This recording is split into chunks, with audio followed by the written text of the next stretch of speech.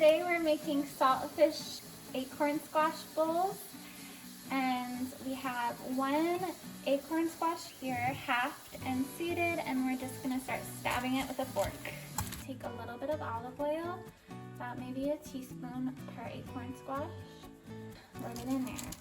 You can spice up the squash if you would like to. You can add salt, pepper, paprika, whatever you want, but the saltfish is going to have a lot of flavor and I don't want to put too much salt in it. The oven is heated to 400 degrees Fahrenheit. For the saltfish, we have a whole onion chopped, we have 2 Roma tomatoes chopped, we have 4 cloves of garlic minced, we have a Scotch bonnet pepper, about like half of it minced, and we have some cilantro roughly chopped and a couple sprigs of thyme. Okay, so I have about 2 tablespoons of oil heating in the pan, and I'm going to add the onion and Scotch bonnet pepper. Now that the onions are starting to get a little bit translucent, we're going to add the minced garlic.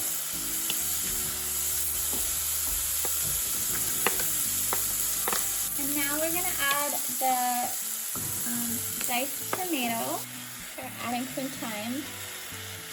Now we're going to add 1 pound of saltfish. Now that the saltfish is starting to fall apart, we're going to add half a cup of cilantro. And just stir that around.